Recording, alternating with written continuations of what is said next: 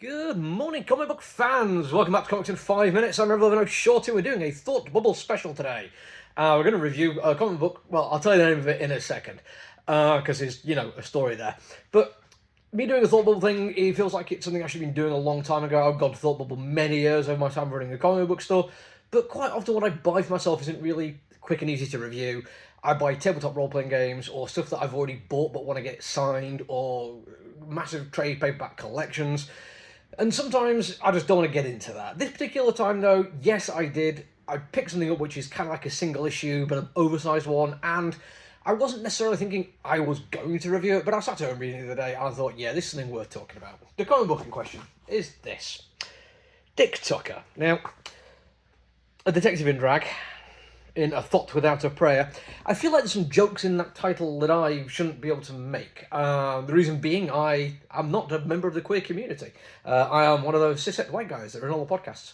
But Thought Bubble is exceptionally friendly to the queer community. I try myself to be as useful as I can to them, and one thing that helps with that is engaging with their media. Fiction, non-fiction, written, prose, poetry, cinema, TV, whatever kind of stuff I can get my hands on. If it looks cool, I'll give it a shot. And this is exactly one of those cases.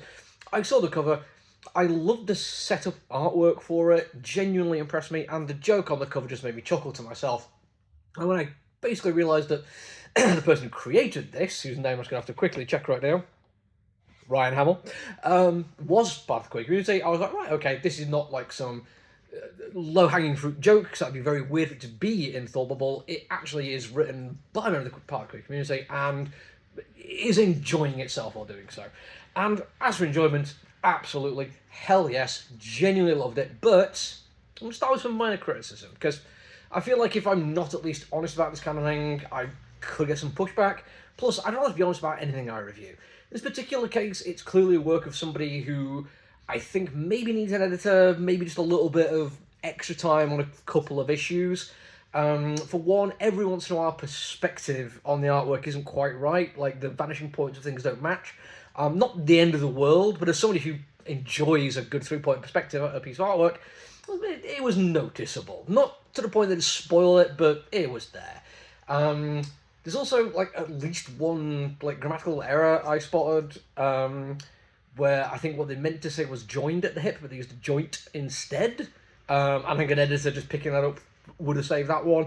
But the issue, which actually I saw a few times, was to do with speech bubbles. I think a little bit more time to actually figure out how much space each thought bubble, speech bubble takes would be well spent, and also lay them out a little bit better so the dialogue flows a little bit easier. None of this stopped me enjoying it, but they're all things which, having spent a lot of time reviewing comic books, are the kind of things you notice. So it's worth pointing out, and I hope Mr. Hamill, I want to make sure I've got that right, yes, I hope Mr. Hamill, if he sees this, he doesn't take that as any kind of offence, because I did absolutely love this comic book. It is a kind of multi-part thing. It plays around with crime noir very effectively.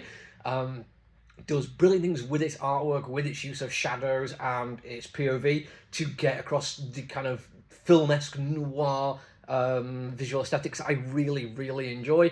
The writing is an absolutely adoring parody of noir. Like, this is not somebody who just taking the mickey out of it. This is somebody who loves the genre, probably spent quite a bit of time in it from what I can gather, and knows exactly how to play around with it. It's like the people who wrote Police Squad and Naked Weapon as Naked Gun couldn't have done it unless they absolutely love the things they're taking the mickey out of. In this particular case, this comes across brilliantly. Not only that, but there's also some war story stuff in there, which is very, very enjoyable. But the reason why it stands out is the pithy dialogue and the amazing ability to turn a phrase into a joke. This is just... I mean, when I was originally reading this, what I wanted to do is take a whole bunch of pictures and put them all over on social media, being like, you should check out this book, it's absolutely amazing, it's so funny. Because it feels like every page, or every other page, has something in it which is hilarious. Made me laugh out loud at home. My girlfriend literally looking over me every once in a while as she's trying to watch some random TV show, and I'm just chuckling at a rather wonderful joke, taking me out of how terrible J.K. Rowling is at addressing herself.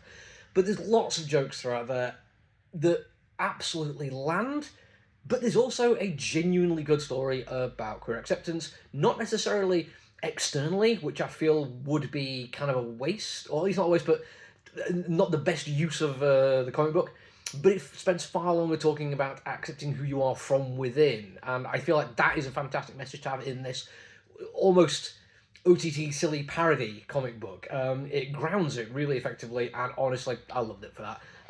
It ends at a point where it tells me there's more to come. I really hope there's more. Next year, if I'm at Thought Bubble, I'm going to look out for more of this because I can't wait to see how it goes from here. That's it for me for now, though. Till I see you all again, look after yourself, everyone. Stay safe.